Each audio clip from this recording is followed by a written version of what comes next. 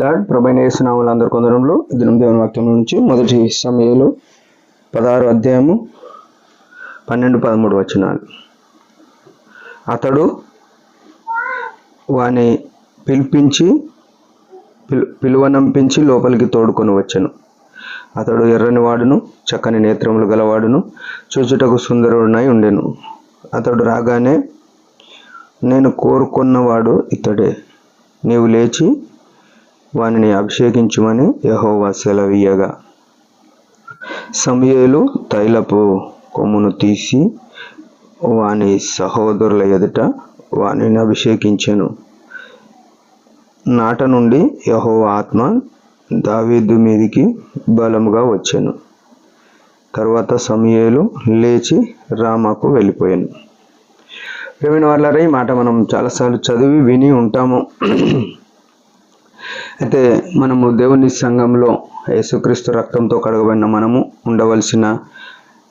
కలిగి ఉండవలసిన మంచి లక్షణాలు దావీదులో చాలా ఉన్నాయి. వాటిని మనం చూసినట్టయితే ఇక్కడ దావీదును పిలువనంపించాడు. అంటే సమూయేలు అభిషేకించడానికి, సౌలు దేవునికి వ్యతిరేకంగా దేవుడు చెప్పిన పని చేయనందున, దేవునికి ఆయాసకరంగా ఉన్నందున సౌలును త్రోసివేసి దావీదును ఇశ్రాయేలు మీద రాజుగా అభిషేకించమని సమూయేలును పంపినాడు. సమూయేలును పంపినప్పుడు యెషయా ఇంటికి వెళ్ళినాడు. యెషయా ఇంటికి వెళ్ళి తన కుమారులను 7 మంది, 8వ వాడు దావీదు, 7 మంది ఇంట్లో ఉన్నారు. చిన్నవాడు మంద కాసుకొనడానికి వెళ్ళినాడు దావీదు. అయితే 7 మందిని చూసి సమూయేలు ఇల్లులో ఎవడో ఒకడు అనుకుంటే కుదరలేదు, ఆగమన్నాడు దేవుడు. ఆగినాక 8వ ఈ 7 మంది అయిపోయినాక వీళ్ళ తండ్రిని, ఎవరి దావీదు యొక్క తండ్రిని యెషయాని అడిగినాడు, నీ కుమారులందరూ ఇక్కడ రా అంటే, ఇంకోటి చిన్నోడు ఉన్నాడు కడసారోడు అన్నాడు, వాడిని పిలిపించు, వాడు వచ్చేంత వరకు కూర్చుందాం అని అన్నాడు. నిజంగా దేవుడు ఒక మనిషిని హెచ్చించాలనుకుంటే ఎంత ఉన్నతం చూడండి. మనం ఈ లోకంలో చిన్న చిన్న మెప్పుల కొరకు, చిన్న చిన్న అధికారాల కొరకు దేవుని సంఘంలో కానీ కుటుంబంలో కానీ ఎన్నో కుతంత్రాలు, ఎన్నో పన్నాగాలు, ఎన్నో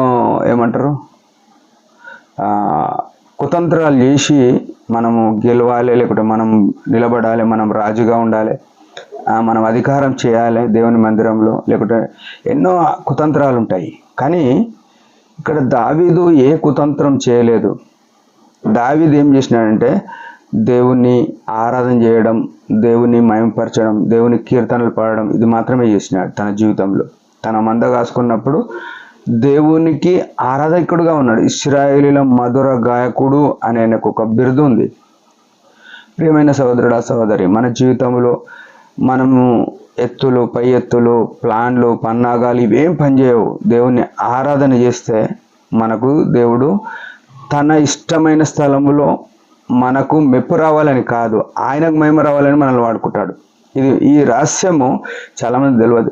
మనం నిలబడితే మనకు మహిమ వస్తుంది, లేకుంటే మనల్ని మెచ్చుకుంటారు, మనకు సప్పర్లు కొడతారు, మనకు శాల్వాలు కప్పుతారు, మనకు దండలు వేస్తారు, దండాలు పెడతారు, ఇట్లా అనుకుంటాం. ఇదంతా పిచ్చి పని. ఇది ఏమాత్రం పనికిరాంది. ప్రత్యక్షంగా ఇవన్నీ చేసినప్పటికీ వీటి వలన మనకి ఏమి విలువ ఉండదు. దేవుడు తెచ్చే ప్రభువు మెచ్చుకొని వాడే నిజమైన మెప్పు పొందుతాడు అని ఉంది బైబిల్లో. ప్రియమైన వాళ్ళు, చాలాసార్లు మనుషుల మెప్పు కొరకు మనం ప్రయాసపడతాం. కానీ దావీదు ఏనాడు ప్రయత్నం చేయలేదు, ఏనాటి పన్నాగం చేయలేదు. అడవిలో ఉన్నాడు, గొర్రెలు కాసుకుంటున్నాడు. కానీ దేవుడు దావీదును హెచ్చించడం చూడండి. 7 మందిని పక్కన పెట్టి దేవుడు ఒక మనిషిని హెచ్చించడం ఎంత విచిత్రం చూడండి. మొదటోడు సమూయేలును ఆడికి పంపి యెషయాతో చెప్పొచ్చు, కానీ చిన్న కుమారుడు దావీదు ఉన్నాడు, వాని పిలువ అనొచ్చు కదా. అట్లా అనలేడు. దేవుని ప్రణాళిక వేరు. మనం కూడా ఒకటేసారి ఎలా లాభాల్లో ఉండాలి, ఒక్కసారి అభివృద్ధి పొందాలి, ఒక్కసారి మనం ఏదో కింగ్ లాగా ఉండాలి అనుకుంటే కుదరదు. ఆదికాండంలో చూస్తే ఇస్సాకు ఆ దేశమందున్నవాడై విత్తనం వేసి 100 ఫలం పొందెను, అతడు అభివృద్ధి పొందేంత వరకు క్రమక్రమముగా వృద్ధి చెందెను అన్నది. దేవుడు క్రమానికి ప్రాధాన్యత ఇస్తాడు. ఇక్కడ దావీదు జీవితము తన అన్నలందరిని పెట్టి వాళ్ళ అన్నలను పక్కకు తీసుకుపోయి, అంటే వాళ్ళ అన్నలను తక్కువ చేసుకుంటూ దావీదు హెచ్చించినాడు. దేవుడు హెచ్చించేంత వరకు మనం మౌనంగా లేకుంటే దేవుని చిత్తంలో మనం ఉన్నామా అది గుర్తుపెట్టుకోవాలి. దావీదు అట్లున్నాడు. అయితే అతను తోలుకొని రాగానే దేవుడు అంటున్నాడు, నేను కోరుకున్నవాడు ఇతడే. ప్రియమైన సహోదరుడా సహోదరి, దేవుడు మనల్ని కోరుకునేంత ఇష్టంగా ఉండాలి దేవునికి.